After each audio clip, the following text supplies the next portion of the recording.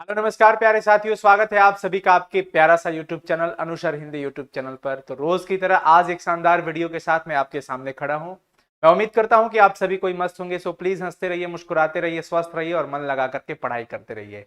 जैसा कि आपको पता है कि आपका एग्जाम बहुत पास आ रहा है धीरे धीरे, और आप 2023 में फोड़ने वाले हैं, अच्छा मार्क्स लाने वाले हैं। और हिंदी व्याकरण का टेंशन आपको अगर सताया जा रहा है, विशेष करके पत्र लेखन का, तो वो टेंशन आज के बाद कभी नहीं सताएगा। वैसे तो इस चैनल पर हम आपको पत्र लेखन बड़ा बारीकी से एक एक टॉपिक को कवर किए हैं। अगर वो वीडियोस आप नहीं देखे हैं तो प्लेलिस्ट में जाकर के जरूर देखिएगा। आज के इस वीडियो में हम बात करने वाले हैं कि वो कौन सा पत्र लेखन हमें प्रैक्टिस कर लेने चाहिए जो class 12th arts, science, commerce सभी विद्यार्थियों के लिए, चाहे वो हिंदी मीडियम के हों चाहे वो इंग्लिश मीडियम के हों, वो सभी के लिए कारगर साबित होगा।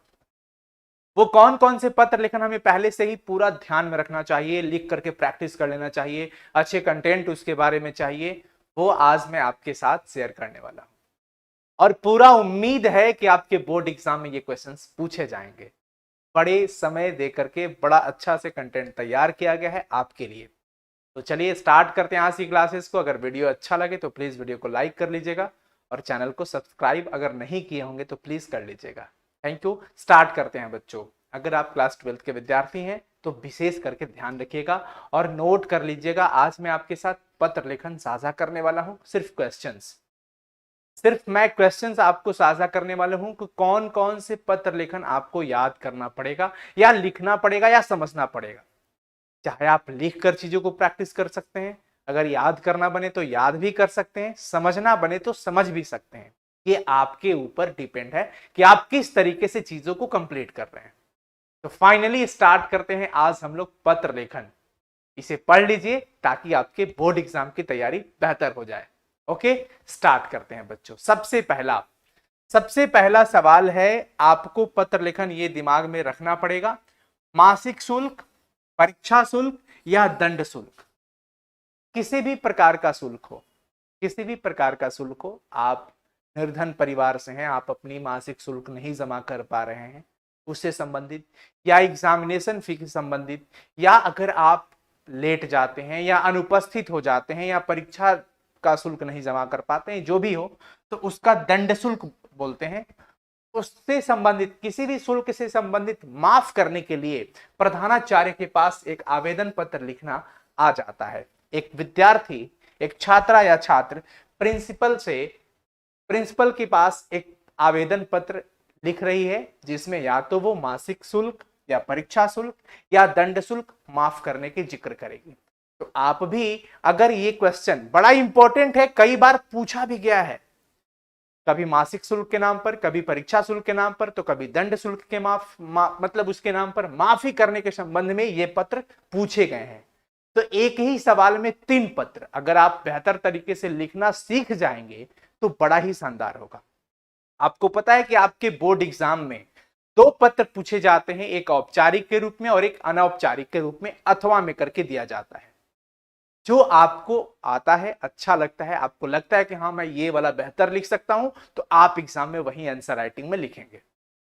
तो ये कई बार पूछे जा चुके हैं और इसका आंसर कहां मिलेगा? प्लेलिस्ट में मैं ऑलरेडी करवा चुका हूं। आज आपके साथ गेस्ट क्वेश्चन के रूप में इसको साझा कर रहा हूं, ठीक है? तो ये ध्यान रखना है, मासिक शुल्क, परीक्षा शुल्क, दंड शुल्क प्रधानाचार्य के पास लिखने के लिए आ सकता है, ठीक है? पहला कंप्लीट। दूसरा देखेंगे आप। दूसरा अगर आपसे पूछा जाए, बैंक मैनेजर के पास, हो सकता है कि बैंक मैनेजर के पास आपको खाता खुलवाने के संबंध में, हालांकि एक बार ये पूछा गया है, ये क्वेश्चन, तो देख लेना, बड़ा ही अच्छा रहेगा। बैंक मैनेजर के पास एक खाता खुलवाने के लिए कहा जा सकता है कि नया खाता खुलवाने के लिए बैंक मैनेजर के पास एक आवेदन पत्र लिखें, ठीक है? तो ये भी बच्चों ध्यान में रख लेना और प्रैक्टिस कर लेना। एक बार उसका पूरा फॉर्मेट देख लेना, कंटेंट देख लेना, कैसे लिखा जाता है, किस प्रकार से कंटेंट वहां पे डिजाइन किया जाता है, मतलब लिखा जाता है, ये देख लेना जरूर, ठीक है? आगे चलते हैं। अगला देखो, अगला हो सकता है अपने मित्र के पास लिखने के लिए। मित्र के पास हो सकता है कि आप, कई बार ऐसा भी पूछा गया है कि अपनी बहन की शादी के संदर्भ में या फिर अपने भाई की शादी के संदर्भ में वैवाहिक कार्यक्रम में सम्मिलित होने के लिए अपने मित्र को एक पत्र लिखें। तो आपको इससे संबंधित पत्र भी लिखने को पूछा जा सकता है। अपनी बहन की शादी हो या अपनी भाई की वैवाहिक कार्यक्रम में, शादी कार्यक्रम में सम्मिलित होना है, पार्टिसिपेट करना है, उसको आप निमंत्रण दे रहे हैं, ऐसा कुछ पत्र आपको लिखने के लिए पूछा जा सकता है।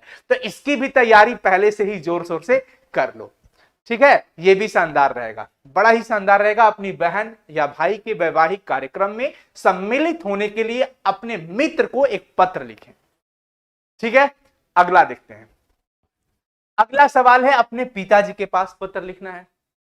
पिताजी के पास पत्र लिखने के 2-3 अलग अलग क्वेश्चंस हो सकते हैं, जिसमें पहला मैंने बताया आपको कि अपने पिता को एक पत्र लिखें जिसमें किसी पर्यटन स्थल का वर्णन कर रहे हैं। कहीं पर आप किसी भी पर्यटन स्थल का जिक्र कर रहे हैं, अपने पिताजी के पास में पत्र ऐसा ही लिखना है, एक ये हो सकता है। और दूसरा टाइप एक ऐसा होता है कि अपनी परीक्षा की तैयारी के संबंध में अपने पिता को एक पत्र लिखें।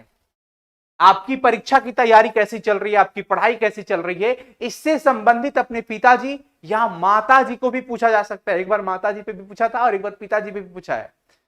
तो अपनी परीक्षा की तैयारी के संदर्भ में अपनी पिताजी और माताजी को एक पत्र लिखना है, यह भी पूछा जा सकता है। हो सकता है कि अपने जीवन के लक्ष्य के बारे में भी पिताजी को पत्र लिखने का आ सकता है, क्योंकि मैं ये एक बार बताया था और वो आया भी था 2020 में, शायद ये क्वेश्चन पूछा था कि अपने जीवन के लक्ष्य को बताते हुए अपने पिताजी के पास एक पत्र लिखें। तो पिताजी से संबंधित 3 पत्र आपको ध्यान में रखना पड़ेगा। बहुत ज्यादा तो नहीं है, बहुत ही आसान है। और वैसे ही इसका आंसर कहां मिलेगा, प्लेलिस्ट में जाकर के देख लेना, पत्र लेखन का प्लेलिस्ट बना हुआ है, उसमें एक बार चेक कर लेना, या हिंदी व्याकरण के नाम से होगा। आगे देखिए, बिजली की कमी दूर करने हेतु राज्य के बिजली मंत्री को एक पत्र लिखें।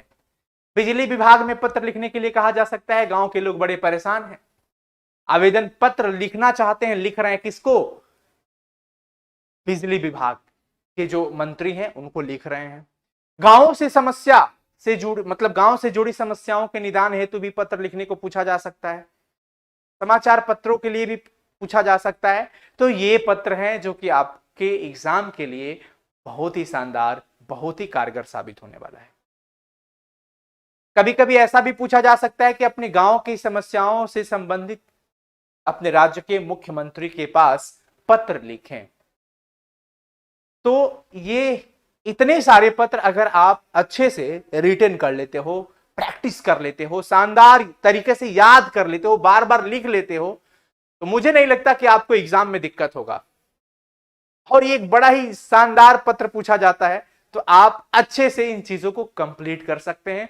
मुझे उम्मीद है कि ये वीडियो आप सबको अच्छा लगा होगा। Thank you so much. आपको अच्छा लगा होगा तो प्लीज वीडियो को लाइक करना और शेयर जरूर करना अपने मित्रों के साथ, अपने दोस्तों के साथ, क्योंकि हम लगातार आप सबके लिए यहां पर वीडियोस दे रहे हैं। तो आप जरूर मेहनत करिए, आपका परिश्रम आपके साथ रहेगा। परीक्षा बहुत पास आ रहा है, तैयारी करते रहिए, लगातार रिवीजन करते रहिए, हैंड राइटिंग करते रहिए, प्रैक्टिस करते रहिए, चीजों को याद करते रहिए, पढ़ते रहिए, समझते रहिए, जिस प्रकार से हो सके आप क्वेश्चन आंसर क्लियर करते रहिए। थैंक यू सो मच बच्चों, नमस्कार। फिर मिलेंगे अगले वीडियो में, तब तक के लिए बहुत शुक्रिया। अपना ख्याल रखें, अपने परिवार का भी ख्याल रखें, अनुशासित बने, संस्कारी बने। धन्यवाद।